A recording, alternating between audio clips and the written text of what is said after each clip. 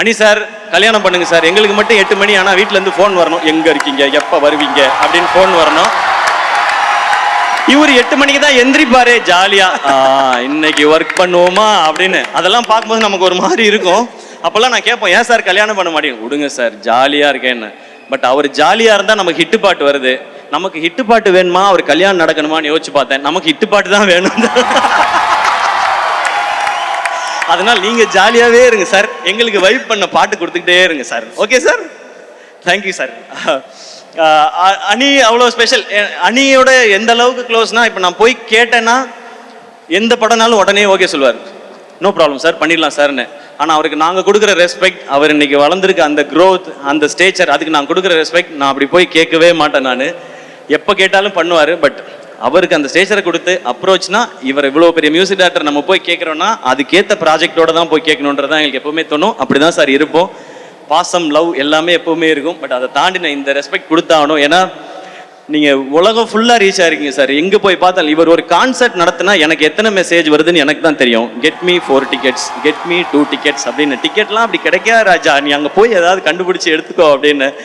அனி sir, your big inspiration. எதுக்கு முக்கியமான சக்ஸஸ்க்கு மட்டும் இல்லை, அந்த சக்ஸஸை எப்படி ஹேண்டில் பண்ணணும்னு தெரிஞ்சுக்கிறதுக்கும். அண்ட் நீங்கள் சொன்ன அத்தனை வார்த்தைக்கும், அன்புக்கும், பாடல்களுக்கும் ரொம்ப ரொம்ப நன்றி. Love you sir, always love you. நான் எப்பவுமே மெசேஜில் அனுப்புறது தான் லவ் யூ சார்.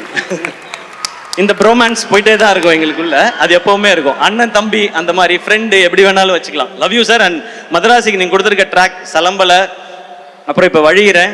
இன்னொன்று தங்கப்பூவேன்னு ஒரு பாடல் விவேக் ப்ரோ எழுதியிருக்காரு. ரொம்ப பியூட்டிஃபுல்லான சாங். அந்த சாங் நீங்கள் கேட்கறதுக்காக வெயிட் பண்ணிட்டு இருக்கோம்.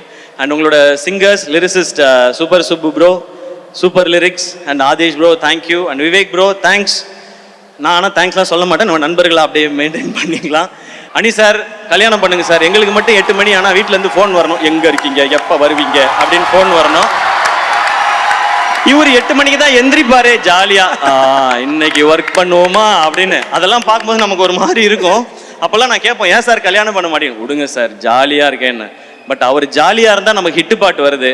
நமக்கு ஹிட்டு பாட்டு வேணுமா, அவர் கல்யாணம் நடக்கணுமான்னு யோசிச்சு பார்த்தேன். நமக்கு ஹிட்டு பாட்டு தான் வேணும். அதனால் நீங்கள் ஜாலியாகவே இருங்க சார், எங்களுக்கு வைப் பண்ண பாட்டு கொடுத்துக்கிட்டே இருங்க sir. Okay sir, thank you sir. அனி அவ்வளோ ஸ்பெஷல். அனியோட எந்த அளவுக்கு க்ளோஸ்னா, இப்போ நான் போய் கேட்டேன்னா எந்த படம்னாலும் உடனே ஓகே சொல்லுவார். நோ ப்ராப்ளம் சார், பண்ணிடலாம் சார்னு. ஆனால் அவருக்கு நாங்கள் கொடுக்குற ரெஸ்பெக்ட், அவர் இன்னைக்கு வளர்ந்துருக்க அந்த க்ரோத், அந்த ஸ்டேச்சர், அதுக்கு நான் கொடுக்குற ரெஸ்பெக்ட் நான் அப்படி போய் கேட்கவே மாட்டேன். நான் எப்போ கேட்டாலும் பண்ணுவார். பட் அவருக்கு அந்த ஸ்டேஜரை கொடுத்து அப்ரோச்னா, இவர் இவ்வளோ பெரிய மியூசிக் டைரக்டர் நம்ம போய் கேட்குறோன்னா அதுக்கேற்ற ப்ராஜெக்டோட தான் போய் கேட்கணுன்றதான் எங்களுக்கு எப்பவுமே தோணும். அப்படி தான் சார் இருப்போம். பாசம், லவ் எல்லாமே எப்பவுமே இருக்கும்.